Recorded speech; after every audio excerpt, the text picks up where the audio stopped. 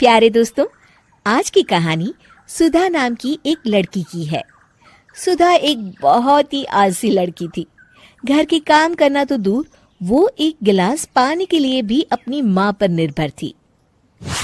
अरे अब उठ भी जा नालायक, 10 बजे तक सोती रहती है। अरे कुछ तो घरेलू लड़कियों वाले लक्षण दिखा।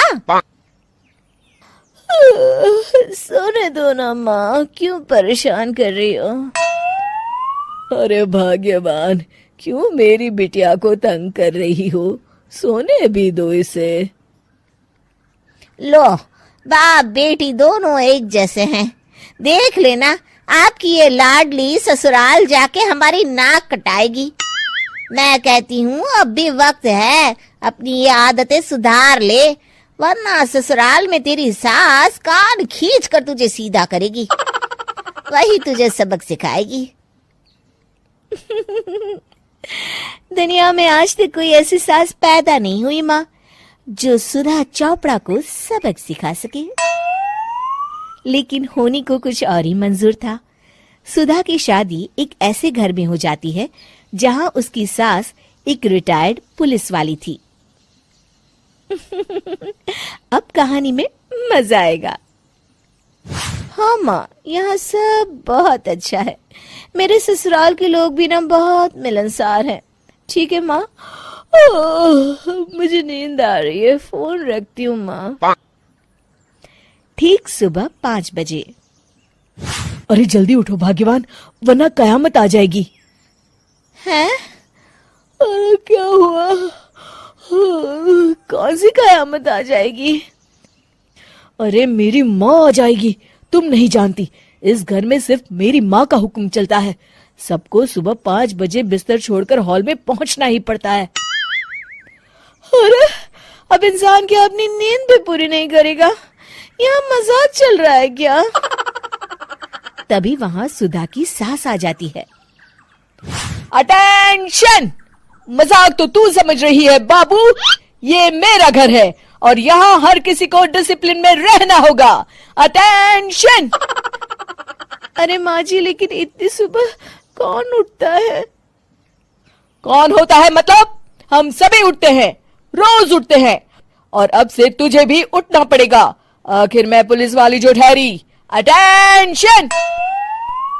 अरे माँ जी, लेकिन अब तो आप रिटायर हो गई हो ना। तो क्या हुआ? शेर कितना भी बूढ़ा हो जाए, शिकार करना नहीं छोड़ता। उसी तरह हम पुलिस वाले रिटायर होने के बाद भी अपने अनुशासन में ही जीवन जीते हैं। चलो अब बेकार की बहस बंद करो और उठकर हॉल में चलो। अभी आधा घंटा तुम सबकी परेड चलेगी। अटेंशन!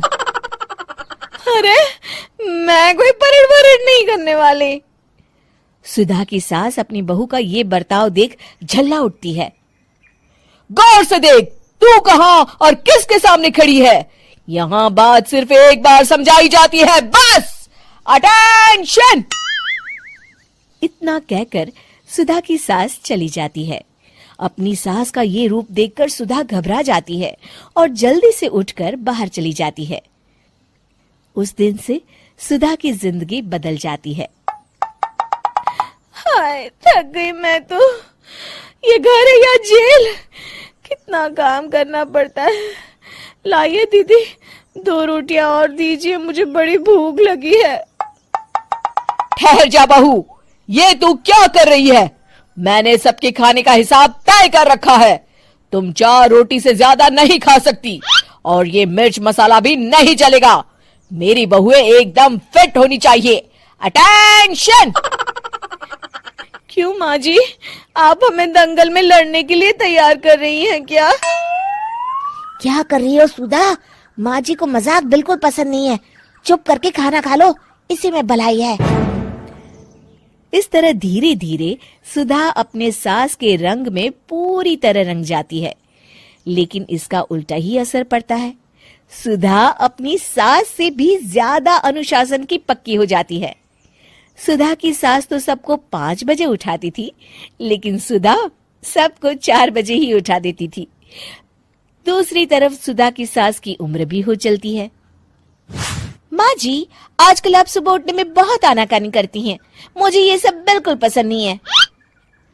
अरे बहू, मैं तेरे हाथ जोड़ती हूँ, भगवान के लिए अब मुझे छोड़ दे। इतने सवेरे उठना और कसरत करना अब मेरे बस की बात नहीं है। माँ जी, आप मैदान छोड़ के भाग रही हैं। आप तो पुलिस वाली हैं। अटेंशन। अरे अब कहाँ की पुलिस वाली, अब तो मैं रिटायर हो चुकी हूँ। बस बहुत हो गया, अब तुम सब जैसे चाहे वैसे जिंदगी जियो और मुझे भी जीने दो। अपनी सास को गिड़गिड़ाते देख सुधा मन ही मन मुस्कुराती है। इस तरह उस दिन के बाद से सुधा के ससुराल वाले एक सामान्य जीवन जीने लगते हैं। पूछता है भारत। घर में कोई भी घटना घटे उसका समाधान नहीं होता था, जबकि बहस होती थी।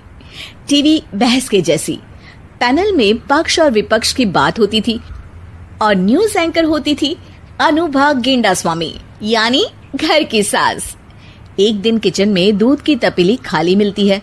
बस दोनों बहू, दोनों बेटे और अनुभा गेंडास्वामी के पति आके टीवी डिबेट की जैसी बहस करने लगते हैं। अनुभा गेंडास्वामी, पूछता है भारत, दूध वाला हमारा। अरे रे पब्लिक टीवी पर, आखिर तपेली का दूध कहाँ गया? क्या बहू में से कोई इच्छाधारी नागिन है, क्योंकि नागिन को होता है दूध पीने का शौक? क्या किसी विदेशी ताकत का हाथ है जिसने हमारे घर में बिल्ली छोड़ी है? पूछता है भारत। माँ जी, भारत कौन है? अरे भारत हमारा दूध वाला है। ये देखिए, जिनके हाथ में है घर की सत्ता, उन्हें नहीं पता कि दूध वाला कौन है। माँ जी। अरे नाजी नाजी नाजी नहीं चलेगा। माँ जी ये मेरा शो है, आपकी माँ जी का नहीं। पूछता है भारत। भारत दूध वाला कि उसकी भैंस या का दूध किसने पिया? अरे माँ जी सुनो तो। अरे कब तक सुने, कब तक? किस किस की सुने? जनता ने आज घर में चाय नहीं पी, जनता त्राही त्राही कर रही है। माँ जी बोलने तो दो। मैं खुली चुनौती देती हूँ, कहाँ छिपकर बैठा है दूध पीने वाला? दम है तो मुझे इंटरव्यू दे, मैं बोलती बंद कर दूंगी। कहाँ छुप के बैठे हो? अरे बोलने तो दो किसी को, ये मेरा शो है, ये मेरा शो है। अरे पर तुम माँ हमको बुलाती क्यों जब बोलने ही नहीं देना है? पूछता है भारत। दूध वाला की रसोड़े में कौन था जो दूध पी गया? तपेली खाली क्यों मिली? माँ जी क्यों बात का बतंगड़ बना रहे हो? देखिए, ये देखिए, इनके ऐसे असली चेहरे देखिए, इनका असली चेहरा देख लीजिए। जब ये मेकअप नहीं लगाती तब इनका असली चेहरा ऐसा दिखता है। माँ जी कहाँ की बात कहाँ ले जा रही हैं आप? मीडिया का पता नहीं, लेकिन बुढ़िया का काम है सवाल पूछना, और सवाल पूछे जाएंगे। जिसे सवाल पसंद नहीं, पाकिस्तान चला जाए। माँ जी, ओ माँ जी बोलने दो, मुझे पता है दूध किसने पिया। ये मेरा शो है, ये मेरा शो है। दूध किसने पिया ये मुझे बताने वाला पैदा नहीं हुआ है। यहाँ सच का पता चल जाएगा एक ब्रेक के बाद। अनुभा गेंडास्वामी चिल्ला चिल्ला के इतना थक गई है कि वो पानी पीती है और लंबी सांस लेने लगती है। अरे बहू बता तो रही है कि दूध किसने पिया, सुनती क्यों नहीं? टीआरपी कहाँ से आएगी, एक ही बार में पता चल जाएगा तो। टीआरपी वो क्या होती है? अरे न्यूज 24 घंटे देखते हो, लेकिन आज तक नहीं समझ पाए टीआरपी को। जी न्यूज देखना बंद कर दो आप। बीपी न्यूज के चक्कर में बढ़ जाएगा तुम्हारा। टीआरपी की जगह बीपी बढ़ा तो डॉक्टर के पास लेकर जाना पड़ेगा। हाँ माँ, मैं कल दूध ले आऊंगा थोड़ा ज्यादा, ताकि ब्रेकिंग न्यूज, जिसने दूध पिला के बड़ा किया उसी को थोड़ा ज्यादा दूध दे के खरीदने की कोशिश करता है एक बेटा। दूध के चक्कर में सब दूध का दूध और पानी का पानी हुआ। अरे माँ, आज का बड़ा सवाल, अरे रे पब्लिक टीवी पर किसने तपेली खाली की, किसने खत्म किया दूध? पूछता है भारत, हमारा दूध वाला। माँ जी कल से नहीं होगा। कुछ भी दूध की तरह गर्मा गर्म सवाल सुन के छोटी बहू का हुआ बुरा हाल। बोली कल से नहीं होगा। जवाब दो बहू, क्या नहीं होगा? माँ जी जवाब दो। माँ, दो ना जवाब। अरे बोलती बंद क्यों हो गई? हाँ, बोलती क्यों बंद हो गई? पूछता है भारत, हमारा दूध वाला। बोलने तो दो। बोलिए ना, जवाब दीजिए ना, जवाब दो। अरे रे पब्लिक टीवी पर आज बोलेगी बहू या हो जाएगी बोलती बंद। माँ जी को याद करो या बाप जी को, ऊपर जवाब दो। भैंस द्रोही, भैंस का दूध खत्म करने वाले आज बच नहीं पाएंगे। एक भी भैंस द्रोही नहीं बचेगा। सॉरी माँ जी। सॉरी बाबू, मेरा मतलब सॉरी बहू। ऐसा काम नहीं चलेगा, जवाब देना पड़ेगा। The nation wants to know. मैंने पिया है दूध। ये देखिए सच बाहर आ गया है सबसे पहले हमारे यहाँ। अरे रे पब्लिक टीवी पर तो छोटी बहू ने पिया था दूध, लेकिन दूध की सुरक्षा में कैसे हुई चूक, पूछेंगे बड़ी बहू से। मैंने कुछ नहीं किया। एक और खुलासा, बड़ी बहू कुछ नहीं करती। कौन सी पार्टी के सदस्य हो आप? हाँ, किटी पार्टी या बर्थडे पार्टी की? माँ जी मैं पार्टी नहीं करती। ये देखिए फिर से कहा इसने कि ये कुछ भी नहीं करती। पूछता है भारत दूध वाला कि आपके कुछ नहीं करने की वजह से दूध की सुरक्षा में सेंध कैसे लग गई? माँ जी मैंने कितनी बार कहा है दूध को ढक दो। ढंका था माँ जी मैंने। उसके बाद कितनी बार कहा है दूध को फ्रिज में रख दो। तभी अचानक अनुभा गेंडा स्वामी को चिल्लाने की वजह से चक्कर आ जाते हैं। ससुर जी चिल्लाते हैं, अरे इसका बीपी बढ़ गया है, इसे पानी पिलाना पड़ेगा। कोई पानी का मग दो। माँ जी को पानी पिलाया जाता है और मुंह पर पानी मारा जाता है। अनुभा आंखें खोलते ही कहती है, देखते रहिए अरे रे पब्लिक टीवी अनुभा गेंडा स्वामी के साथ आगे करेंगे किसी और मुद्दे पे बात। तब तक घर का दूध ढक दो, फ्रिज में ले जाकर रख दो।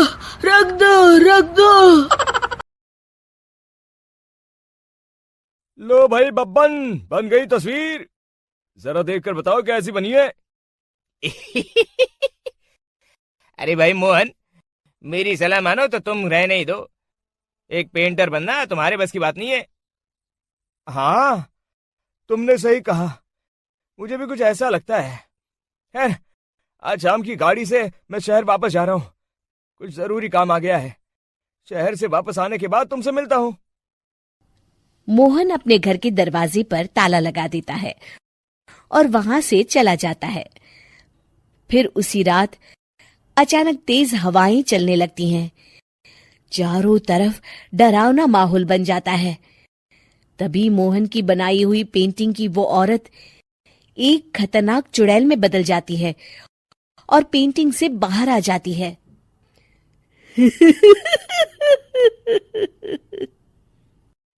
चुड़ैल घर के बाहर चली जाती है। वहीं दूसरी तरफ दो चोर लाला सुखीराम के घर से चोरी करके भाग रहे होते हैं। दोनों भागते भागते गांव के चौराहे के पास पहुंच जाते हैं। तभी अचानक वो चुड़ैल उन दोनों के सामने आ जाती है।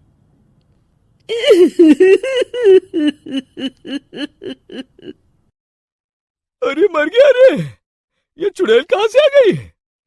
अरे मैंने तो तुझसे पहले ही कहा था कि आज अमावस्या की रात है, आज हमें चोरी नहीं करनी चाहिए। हाँ भाई बिल्ला, तुमने बिल्कुल सही कहा। जरा इसके दांत तो देखो कितने बड़े हैं। चुड़ैल उन दोनों की तरफ बढ़ती है। अरे चुड़ैल दीदी, तुम चाहो तो ये सारे पैसे और जेवर ले लो, लेकिन हम दोनों को कुछ मत करना।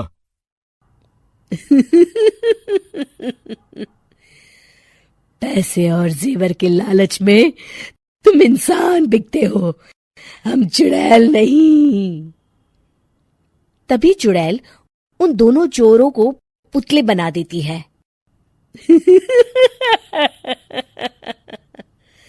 मैं किसी को नहीं छोड़ूंगी, अब कोई मुझसे नहीं बच सकता।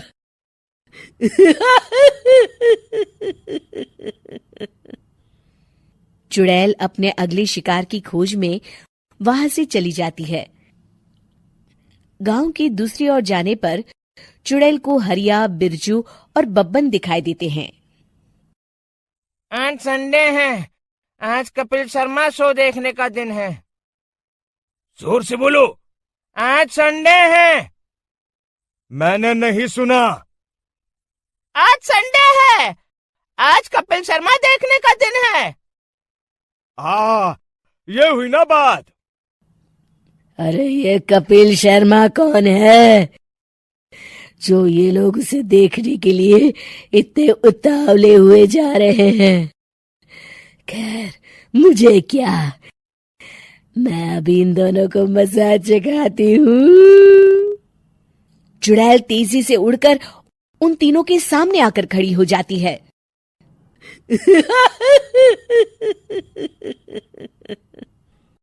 कपिल शर्मा शो बाद में देखना, पहले मुझे देख लो। बब्बन चुड़ैल को देखते ही पहचान जाता है।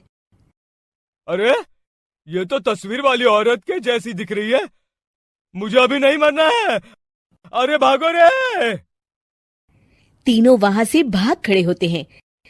बब्बन तो किसी तरह अपनी जान बचाकर वहां से भाग जाता है, लेकिन हरिया और बिरजू को चुड़ैल पकड़ लेती है और उन्हें पुतला बना देती है। फिर चुड़ैल बब्बन को पकड़ने के लिए उसका पीछा करती है, लेकिन बब्बन उसे कहीं नहीं दिखाई देता। अरे वो मोटा तो बड़ा तेज भागता है, शायद उस तरफ गया होगा।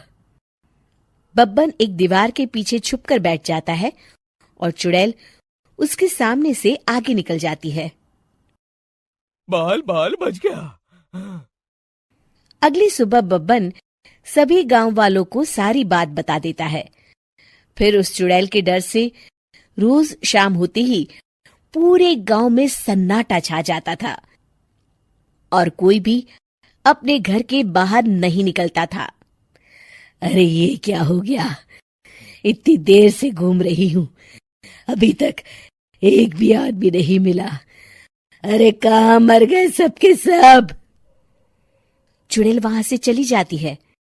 इस तरह कुछ दिन बीत जाते हैं।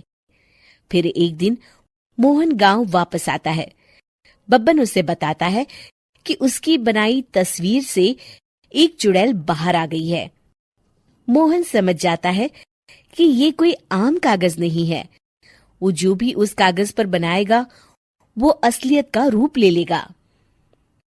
अरे मोहन भाई, अब तुम क्या करने वाले हो? मेरे पास एक बहुत बढ़िया तरकीब है। मैं इस कागज पर उस चुड़ैल की एक ऐसी तस्वीर बनाऊंगा जिसमें वो तपती धूप के नीचे खड़ी दिखाई देगी, और फिर जैसे ही सवेरा होगा वो चुड़ैल इस कागज से निकलकर बाहर चली जाएगी और सूरज की तेज धूप में जलकर राख हो जाएंगी। मोहन बिल्कुल वैसे ही तस्वीर बना देता है और जैसे ही सवेरा होता है वो चुड़ैल कागज से निकलकर बाहर धूप में चली जाती है और सूरज की गर्मी बर्दाश्त नहीं कर पाती और जलकर राख हो जाती है।